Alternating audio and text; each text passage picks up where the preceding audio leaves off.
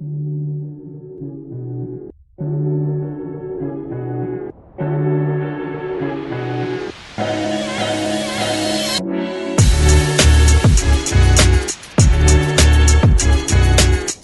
tudo bem? Esse é o podcast do Publish News. Conversamos aqui toda semana com pessoas que fazem a diferença no mercado editorial e livreiro. Mostrando as várias realidades do mercado editorial, hoje vamos falar com outro importante segmento do setor, o das vendas diretas, responsável por 4,3% do faturamento de nossa indústria. Um segmento fortemente atingido pela quarentena, onde parte das vendas são feitas através de visitas na casa do cliente final ou através de eventos e feiras. Mesmo com o momento difícil, a ABDL, Associação Brasileira de Difusão do Livro, junto com seus associados, se prepara para uma retomada. E para isso, preparou uma cartilha com diversas ações para que esse retorno seja o mais seguro dentro do possível. Para falar sobre esse projeto, o podcast do Publish News conversou com Márcio Tupinambá, presidente da ABDL, que deu detalhes sobre as ações que o setor tem colocado em prática para se reinventar, sobre como as redes sociais e a internet têm ajudado a chegar no leitor final, sobre outras formas de comercialização e ainda sobre o movimento em defesa do livro, que luta pela manutenção da desoneração do livro. Esse podcast é um oferecimento da MetaBooks, a melhor e mais moderna plataforma de metadados, agora ainda mais essencial do que nunca. E já ouviu falar em POD? Impressão sob demanda? Nossos parceiros da Livro são referência dessa tecnologia no Brasil, que permite vender primeiro e imprimir depois, reduzindo custos com estoque, armazenamento e distribuição. Com o POD da Livro, você disponibiliza 100% do seu catálogo sem perder nenhuma venda. Esse é o programa número 130, do dia 17 de agosto de 2020, gravado no dia 6. Aqui é Fábio Rara, com Leonardo Neto e Thalita Facchini para conversar com o Márcio Tupinambá. Márcio, super obrigado por estar aqui conosco hoje. Só te contar que a gente recebeu aqui já muitos livreiros, editores de obras gerais, editores de livros didáticos, sempre trazendo a perspectiva de cada um desses setores, né? E eu me lembro de conversar com o Diego Drummond, que já foi presidente da BDL também. Falei, Diego, a gente está querendo gravar um podcast, o que você acha? E ele falou, Léo, está tudo absolutamente parado no setor de porta a porta, então, assim, não está acontecendo muita coisa. Isso lá em abril, maio, por aí. Então, eu queria que você contasse, para começasse essa conversa aqui conosco, contando de como é que o setor de porta a porta, o setor que é representado pela BDL, se comportou desde o início da pandemia e como é que está a situação agora. Acho que vamos fazer esse retrospecto, né? Porque a gente tratou de diversos outros segmentos, mas não tratou do porta a porta especificamente lá atrás, né? Então, eu queria que você contasse de como é que foi e como é que está sendo agora nesse momento. Tudo bem, Léo. Boa tarde. Que bom te encontrar de novo. Boa tarde também ao Fábio e à Thalita. Olha só, o porta a porta sofreu muito no começo dessa pandemia também, né? Porque, como todos os outros setores, houve um travamento em muitas cidades para que se houvesse esse trabalho. E o porta a porta, de fato, sofreu ainda mais, porque as pessoas que trabalham com esse segmento não eram mais recebidas. Então ninguém abre mais a porta para receber o vendedor naquele momento. Ninguém abria mais a porta para receber o vendedor naquele momento. E junto com o porta a porta, porque a BDL ela tem o segmento do porta a porta e tem todos aqueles outros segmentos de feiras, de eventos, enfim. Então paralisou-se todas essas atividades também. É claro que os vendedores eles vão se reinventando ali no decorrer dessas dificuldades, né? O porta a porta tem uma característica muito peculiar. O vendedor do porta a porta ele vai se moldando de acordo com o mercado que ele vai atendendo. E isso é uma característica bem positiva, né? Então, num determinado momento, os vendedores começaram a fazer os seus pós-vendas já de forma muito ágil pelo WhatsApp, pelo Facebook, com os clientes que eles atendem. Tá? Então, naquele momento, eles já estavam fazendo novas vendas para aqueles clientes que eles já atendiam. Mas é claro que, como todos os outros segmentos que ficaram efetivamente paralisados, o porta a porta sofreu muito com isso aí. E como é que está a situação agora, nesse momento, agora em agosto?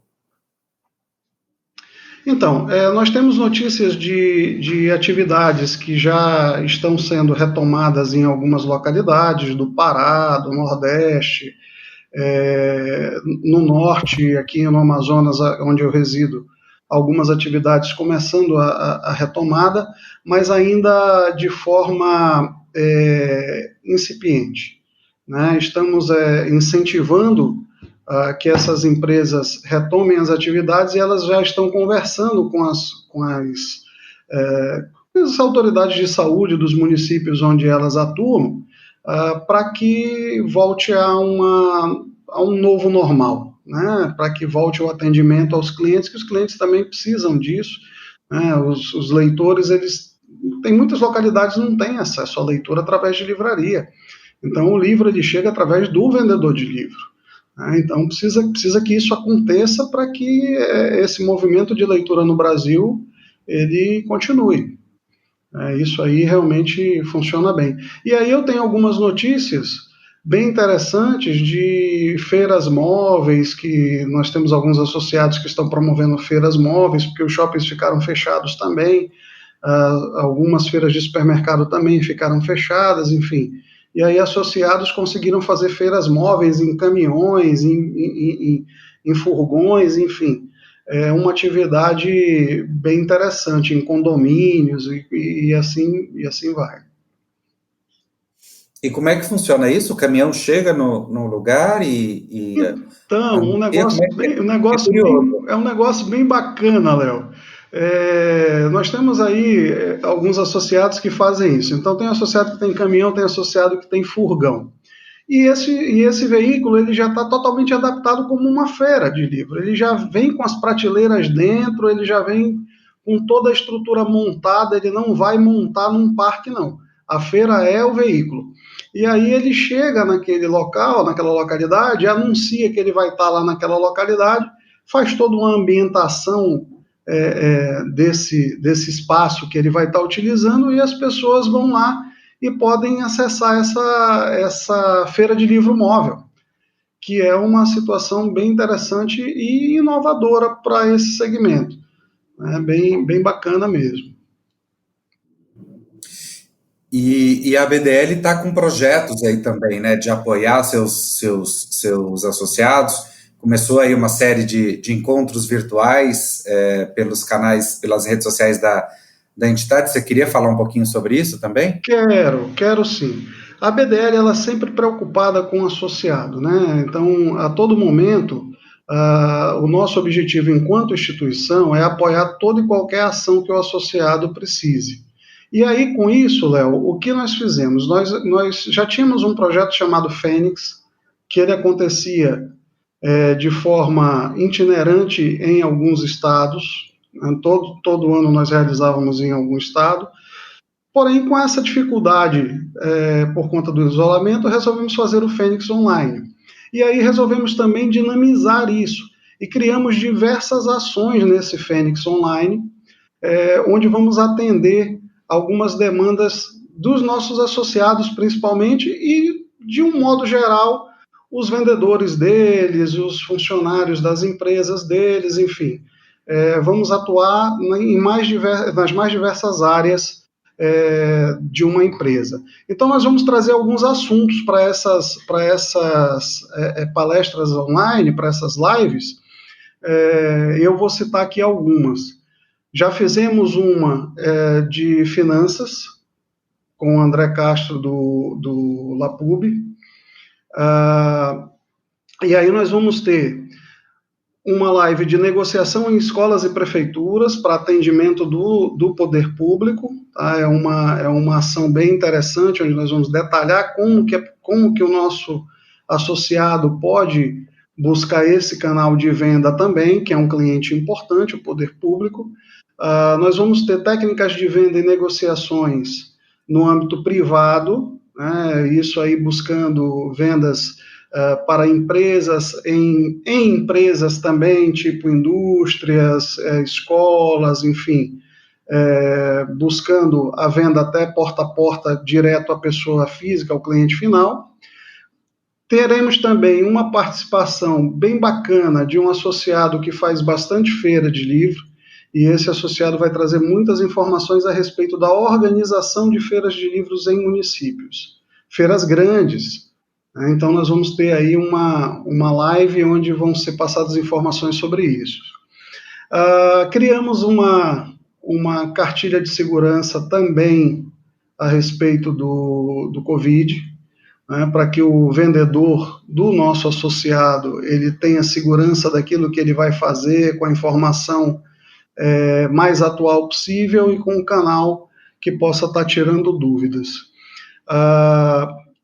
Estamos trabalhando para fomentar um curso de venda online, onde nós queremos capacitar o nosso associado também a poder realizar essas vendas. Atualmente, o nosso associado ele tem essa venda online, mas de forma uma atividade secundária da empresa dele, né? Não faz um volume substancial no seu faturamento. E, claro, com essa questão do distanciamento, a gente vê que isso é uma bela de uma alternativa. Eu converso com várias pessoas que falam exatamente aquilo que você falou há um tempo, que a produção não parou. Então as pessoas continuam atendendo, continuam trabalhando, continuam vendendo, mas em outros canais. E aí nós queremos atuar nessa parte de internet também, né? E auxiliar o nosso associado também na parte fiscal, porque muitas vezes eles têm também algumas dúvidas e algumas podem melhorar a parte fiscal da sua empresa para pagar o imposto que precisa pagar da maneira mais adequada possível. Muitas vezes ele cuida muito do dia a dia, cuida muito de cuidar, de vender, de receber, e acaba não cuidando tão bem da parte administrativa ou não consegue se atualizar. Então a BDL quer disponibilizar isso para que o nosso associado esteja sempre antenado e atualizado com as melhores com as informações mais corretas do momento mesmo. Essa aí é a nossa situação com o Fênix Online.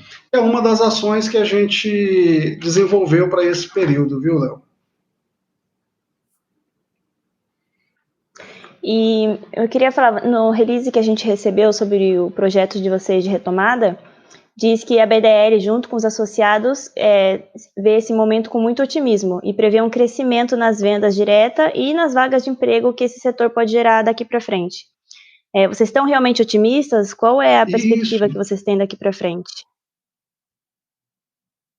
Sim, nós estamos muito otimistas pelo seguinte, porque nós entendemos que a população, de um modo geral, ela vai consumir ainda mais da sua própria casa. Então, nós entendemos que nesse momento, o consumo domiciliar, ele aumenta com o atendimento direto nas residências. E é a expertise do nosso vendedor. O nosso vendedor porta a porta, ele sempre trabalhou nas residências ou na venda direta. Quando a gente fala de porta a porta, vem na cabeça aquele vendedor que andava realmente de porta em porta, com o livro embaixo do braço, enfim.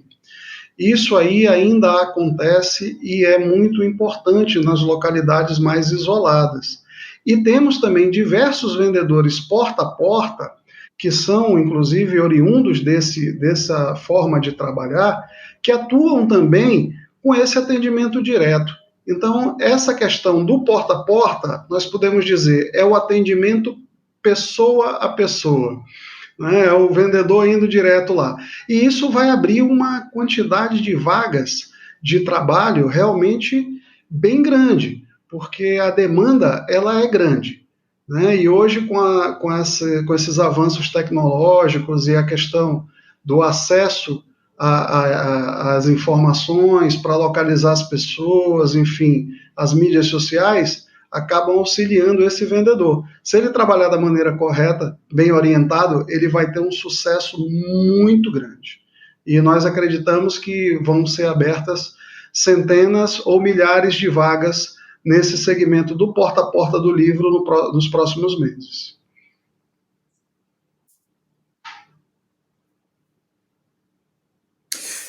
Só uma Desculpa, pode falar, Léo. Uma outra coisa que vocês estão, que você já até citou, né, a respeito desse manual aí de segurança e de boas práticas nesse período de quarentena. Eu queria que você falasse um pouquinho de como é que são esses protocolos para acessar a casa da pessoa, enfim, como é que o que tem nesse manual que vocês criaram de orientação para os vendedores nesse momento de pandemia? Léo, as orientações são as orientações básicas que a gente vem compilando de todos os lugares, de todas as autoridades de saúde, né? Então, nós falamos bastante do uso de máscara para o nosso vendedor, o uso daquele protetor facial. Também, se ele puder utilizar, ele vai utilizar esse protetor facial. Ele vai estar sempre com o seu tubinho de álcool gel visível e vai fazer a higienização das mãos na frente do cliente, né? É importante que ele faça isso.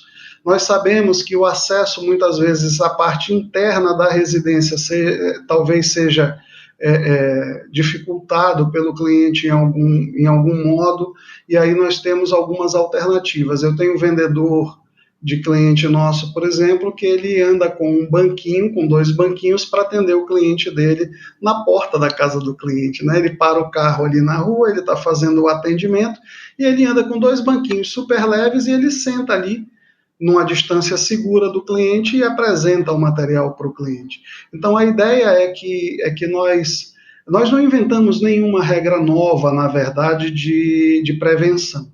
Né? Nós não criamos nenhuma regra nova. Nós compilamos realmente as regras básicas e mantendo sempre a questão da higiene das mãos, né? Então, isso aí está sendo frisado e refrisado o tempo inteiro para que o vendedor que esteja atendendo na rua não tire a máscara hora nenhuma, troque a máscara no máximo a cada 3 horas, se ela estiver úmida já troca de imediato, faça o uso do álcool gel e, se possível, use o protetor facial também.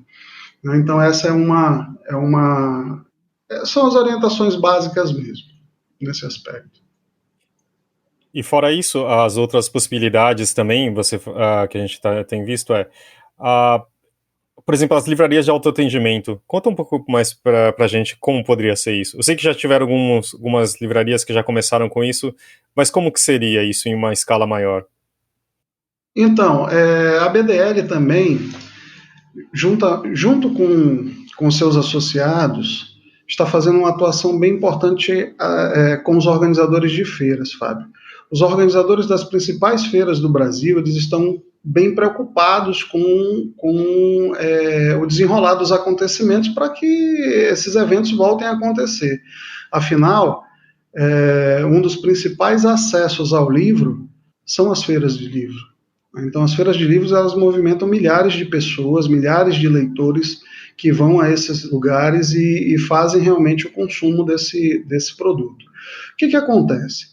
Preocupado com isso, nós convidamos os principais organizadores das feiras de livros do Brasil a participar de rodadas de conversa, de reuniões, para traçar o futuro desse negócio. Principalmente no que diz respeito à organização do calendário. Porque nós entendemos o seguinte, nesse momento, todas as feiras de livro do Brasil estão suspensas, as grandes feiras todas. As bienais estão suspensas, as feiras municipais e estaduais também. Mas quando isso abrir, vai abrir para todo mundo. Então a BDL ficou muito preocupada com isso. Como é que o associado vai conseguir participar dessas feiras? E os próprios organizadores também estavam preocupados. Então nós facilitamos esse canal, nós criamos esse canal facilitando a comunicação entre eles. E isso através de uma instituição idônea e reconhecida no mercado. Então, nós não estamos aqui representando uma empresa que organiza feira e nem estamos representando uma empresa que participa das feiras. Nós estamos aqui mediando essa conversa para que isso aconteça de forma bem positiva. E o que me espantou, na verdade, me surpreendeu, a palavra correta seria essa, foi a boa vontade e o ímpeto na solução das ações de todos os lados.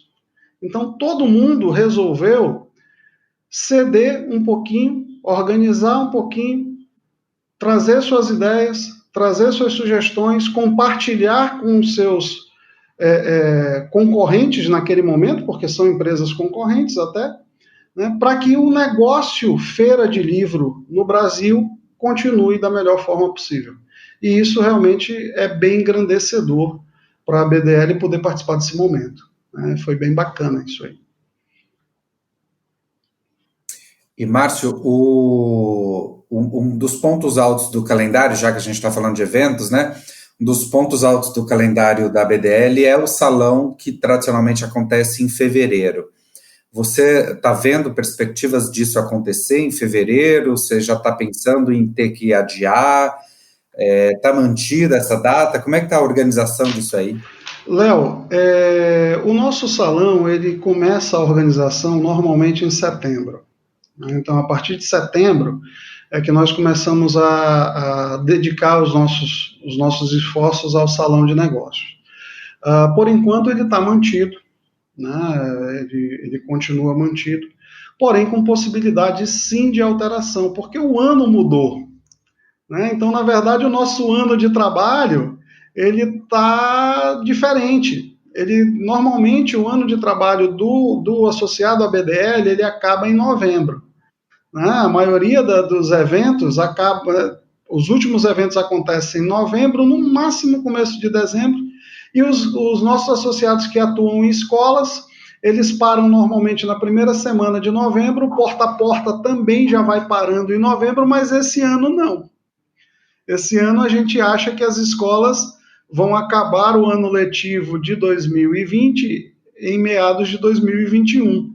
Então, talvez o ano do trabalho ele se estenda aí até janeiro, né? Quem sabe até fevereiro. Então, existe sim a possibilidade de alteração para que a gente não tenha um gargalo grande. Mas é um salão muito importante, onde existe uma troca de conhecimento, uma troca de informações muito positiva.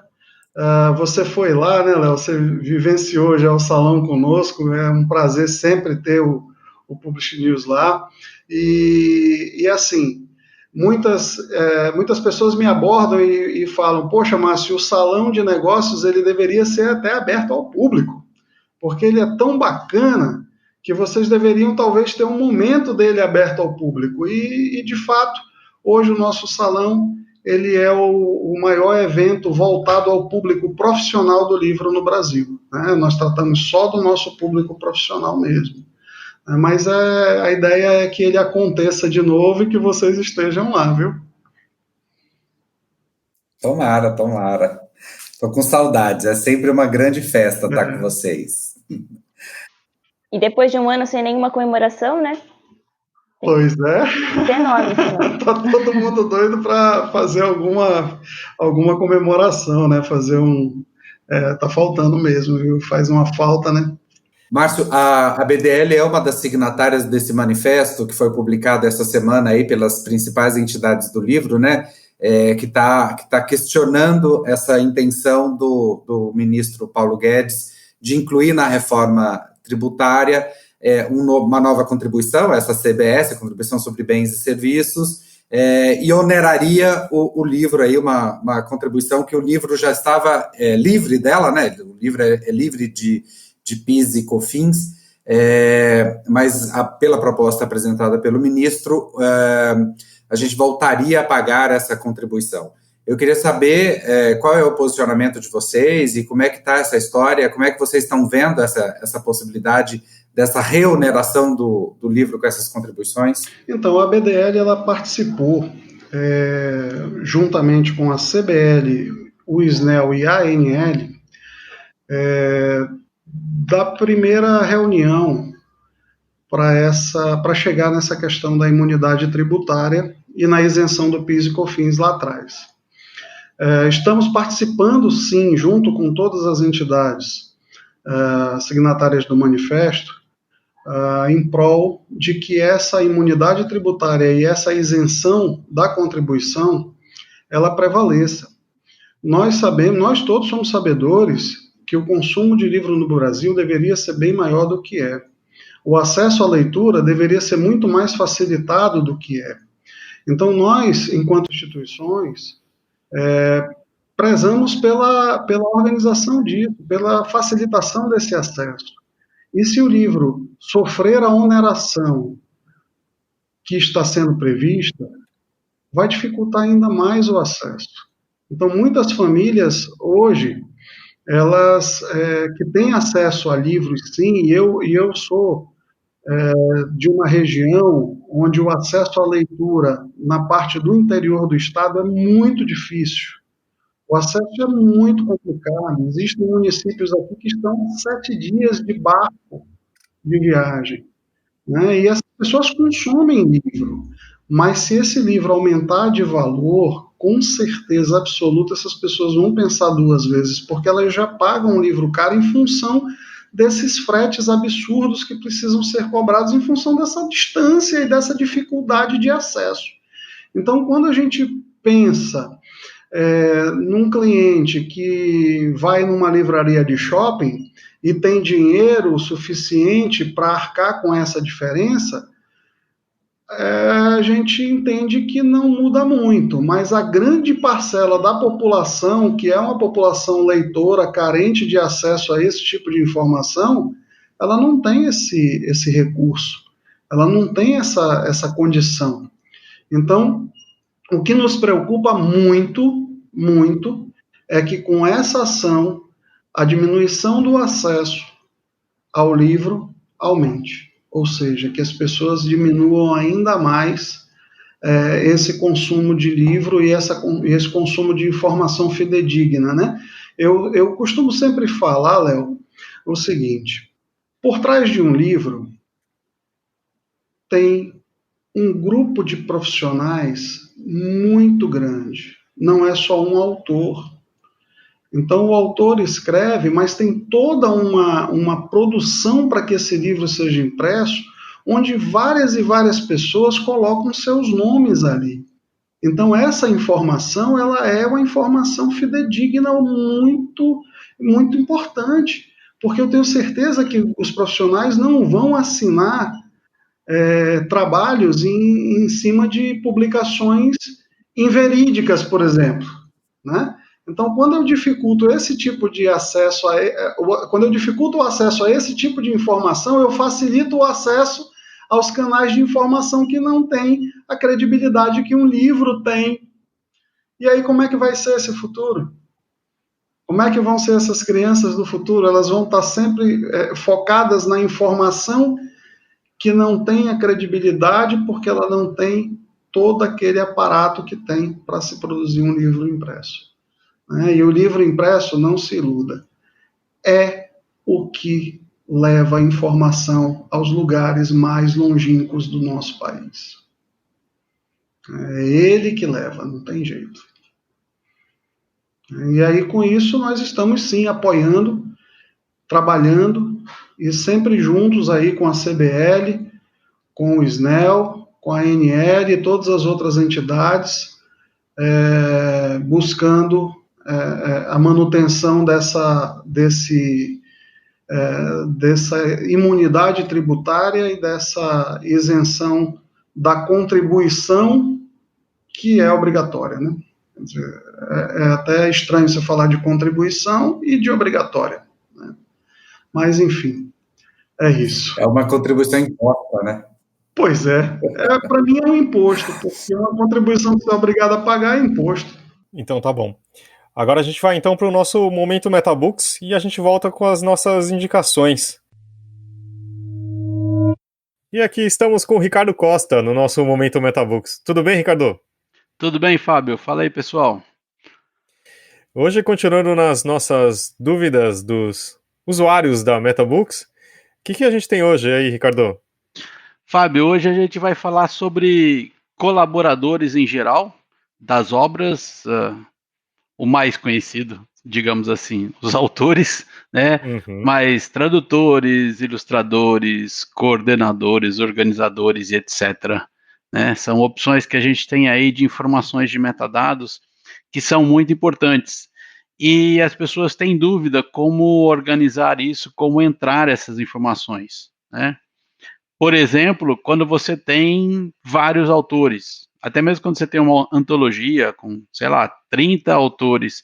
Esses dias a gente estava num workshop, eu estava dando um workshop, e me perguntaram, poxa, mas os meus livros têm 30 autores, como é que eu faço? Falei, bom, vai dar um pouco de trabalho, mas a gente tem que entrar todos os autores, os 30 autores. Mas Especialmente eles, quem... Fala. desculpa, a gente coloca, por exemplo, na mesma célula? Não, então, você põe um de cada vez, né? Na MetaBooks você vai adicionando autores, depois outros colaboradores, aí você pode adicionar o organizador da antologia, o tradutor ou os tradutores, às vezes é um trabalho feito em cooperação, né? Então você adiciona quantos tradutores você quiser. Você tem os campos separados, sobrenome e nome. Uma dicasinha ou duas dicas sobre esses campos, né? Quando você tem uma relação de parentesco no nome, filho, neto, júnior, né? Isso aí vai acrescido no final do sobrenome. Às vezes você tem um autor que é um nome assim meio que comercial ou um nome artístico, Mestre Lucas ou Frei Beto, Ziraldo. Ziraldo não tem nome e sobrenome, é Ziraldo. Então esse tipo de nome, vamos chamar de nomenclatura, a gente coloca só no campo sobrenome, no caso dos metadados, E né? quando tem prenome? Quando tem prenome, ele vai junto com o nome. Entendi. Tá? Pô. O prenome vai no nome e grau de parentesco no sobrenome. E se for vamos chamar assim, uma expressão, né, como esses exemplos que eu dei, ou se for um nome que tenha só uma palavra, ela vai no sobrenome e não no nome. Né? Entendi. Cuidado, evite usar, de novo a gente volta lá, evite usar caixa alta nos nomes.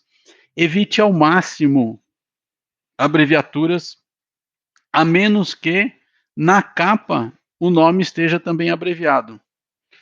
E aí a gente volta lá no início dos metadados, que o conceito é que você use exatamente como ele aparece para o leitor na capa do livro, né? Tanto o título quanto o nome dos autores e aí tradutores.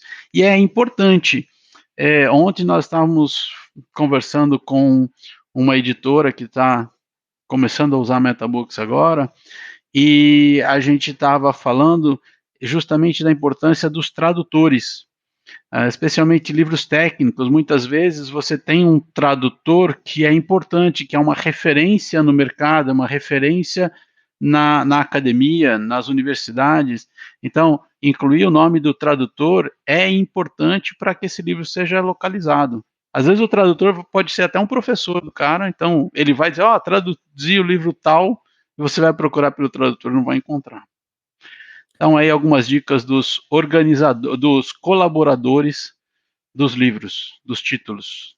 Só uma última dúvida minha, e Diga. quando, por exemplo, você tem um prefácio escrito por um outro autor, alguém importante, você tem algum campo específico também? A gente tem um campo específico para isso, que é também o mesmo campo de colaborador. É o tipo de colaborador que você altera. Então, no tipo de colaborador, você coloca autor, tradutor ou prefácio de tal pessoa. Notas, às vezes é um livro anotado por alguém também. Você consegue indicar essa informação no próprio campo de nome e sobrenome de colaboradores, desculpa. Muito bom, aprendi bastante coisa aqui. Legal. Mais uma vez. Bom. Então tá bom. Ricardo, muito obrigado e até a outra semana. Obrigado, Fábio. Obrigado aí, pessoal do Publish News. Parabéns pelo podcast. Um abraço para a galera que está ouvindo a gente. Até a próxima. Eu vou começar com as indicações, então. São duas coisas. A gente está gravando no dia 6 de agosto de 2020, né, talvez. Mas é uma efeméride muito triste, porque são 75 anos da explosão em Hiroshima, né, que foi... O Japão foi a única localidade no mundo que teve um artefato nuclear. Foram mais de 100 mil vítimas disso, e acho que um dos melhores relatos foram feitos, é um livro chamado Hiroshima, do John Hersey, que ele acompanha um relato de 6 sobreviventes logo depois desse desastre terrível em 46. E para melhorar um pouco, mas continuando ali no Japão, tem um filme que voltou ou apareceu no Netflix, que é Encontros e Desencontros, que é a pior tradução, mas que é o do filme Lost in Translation, da Sofia Coppola, que tem o Bill Murray e a Scarlett Johansson. É um filme maravilhoso, com a trilha incrível. Se você não viu, acho que vale a pena ver, que mostra um encontro de uma amizade e um encontro de 2 pessoas em um país completamente estranho, que é o Japão. Léo, você quer fazer sua indicação?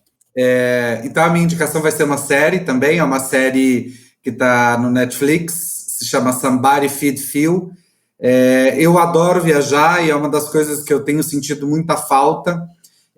Então é um jeito de viajar. Acho que eu já fiz uma indicação, inclusive, no podcast passado, recente, de canais de viagem, canais de aviação, que é uma coisa que chama muito minha atenção. E o Somebody Feed Phil é uma delícia, porque ele sai viajando pelo mundo, o Phil, e aí ele tem uma ligação, inclusive no fim do programa, de cada episódio, que ele liga para os pais, e que é engraçadíssima a conversa entre eles. E aí ele visita restaurantes finos, mas também pés sujos. Então é uma forma de conhecer lugares novos, matar saudades de lugares e de pensar por que é que eu fui em tal lugar e não conhecia esse restaurante. É de fato uma delícia e está no Netflix, recomendo. É muito bom mesmo. Thalita? Eu vou indicar, você falou de Hiroshima, o podcast Café da Manhã fez um especial na segunda-feira passada sobre isso, 75 anos da bomba de Hiroshima. Não sei porque assisti, coloquei para ouvir no Spotify, porque faz tempo que eu não ouço o Café da Manhã, e peguei num episódio muito bom. Recomendo todo mundo ouvir, porque eles pegam pessoas que vivenciaram esse dia da bomba de Hiroshima, e são depoimentos bem fortes, e ficou um episódio muito bom. E também vou indicar, na Netflix, entrou a semana passada Mundo Mistério, que é do Felipe Castanhari. Ele tem um canal no YouTube, o Nostalgia, que é muito bom, de verdade. Juro, ensina coisas de verdade para as pessoas. São verdadeiras aulas de história. E até tem professor que coloca os vídeos do Castanhari para os alunos aprenderem na sala de aula, porque ele ensina muito bem.